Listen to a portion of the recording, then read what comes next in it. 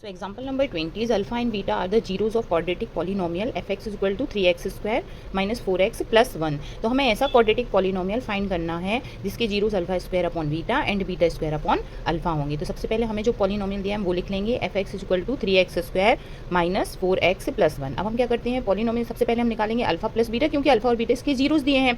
तो यहाँ आपको लिखना है if alpha and beta are the zeros of polynomial fx is equal to 3x square minus 4x plus 1। So alpha plus beta is equal to क्या हो जाएगा, minus B upon ए, और alpha into beta क्या हो जाएगा, सी upon ए। इस वाली equation में आप देखिए बी की वैल्यू क्या है, माइनस का 4। सो माइनस एक पहले से है और वैल्यू है माइनस की, सो माइनस 4 अपॉन ए की वैल्यू है 3। So alpha plus beta is equal to क्या हो गया आपका 4 अपॉन 3, और अल्फा इंटू बीटा क्या हो जाएगा, सी अपॉन ए। सो सी की वैल्यू यहाँ पे 1 और ए की वैल्यू है 3, सो 1 अपॉन 3। हमारे पास अल्फा प्लस बीटा की वैल्यू आ गई और अल्फा इंटू बीटा की वैल्यू आ गई। अब जो कंडीशन दी है वो लिख लेंगे हम। हमें क्या दिया है, ऐसा पॉलिनोमियल फाइंड करना है। तो पॉलिनोमियल उसे हम जी मान लेंगे। पॉलिनोमियल क्या होता है, एक हम कॉन्स्टेंट लेते हैं, अंदर क्या लिखेंगे x square minus sum of zeros जो हमें दिए हैं इंटू एक्स और प्लस प्रोडक्ट ऑफ जीरोस। ये होता है हमारा पॉलिनोमियल। अब जीरोस हमें क्या दिए गए हैं, जीरोस हमें दिए गए हैं एक्स सम क्या होगा, जीरोस हमें दिया alpha square upon beta beta. So इनका सम क्या हो जाएगा, alpha square upon beta plus beta square upon alpha, बाहर एक्स प्लस इंटू यहाँ पे क्या करेंगे alpha square upon beta into beta square upon alpha. तो हमें ये पॉलिनोमियल फाइंड करना है। सबसे पहले हम क्या निकाल लेंगे, सम ऑफ जीरोस निकाल, ये अलग से आप निकाल लो, फिर इस इक्वेशन में पुट कर दो।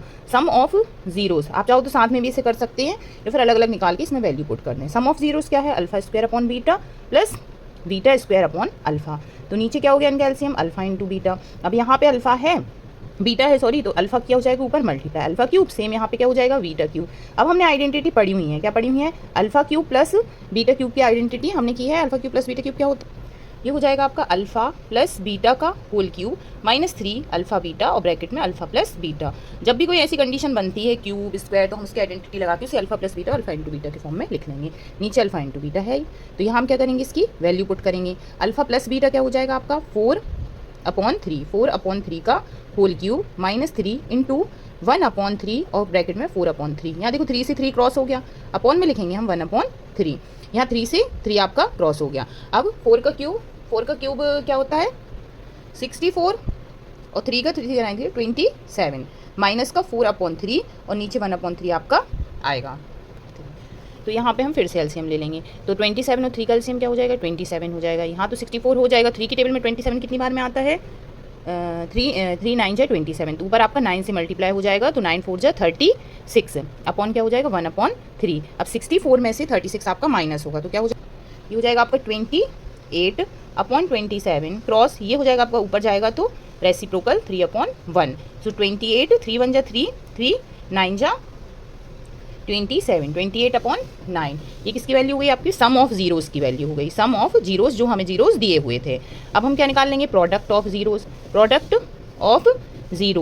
ऑफ जीरोस क्या हो जाएंगे आपके, हमें जीरोस क्या दिए हैं, alpha square upon beta into beta square upon alpha. एक अल्फा से एक अल्फा क्रॉस हो गया, एक बीटा से एक बीटा क्रॉस हो गया, तो हमारे पास क्या बचा, अल्फा इंटू बीटा। बहुत आसान हो गया, अल्फा इंटू बीटा की वैल्यू थी 1 अपॉन 3, तो हमें सम मिल गया आपको 28 अपॉन 9। इसे हम सेकंड इक्वेशन दे देंगे, इसे थर्ड दे देंगे, और जो आपके पास पॉलिनोमियल का हमने फॉर्मूला लिखा था उसे फर्स्ट इक्वेशन में ये वैल्यू पुट कर देंगे। क्या हो जाएगा, एक constant x square minus sum of zeros क्या हो गया 28 अपॉन 9 इंटू एक्स और प्लस प्रोडक्ट ऑफ जीरोस क्या हो गया 1 upon 3। So this is your answer.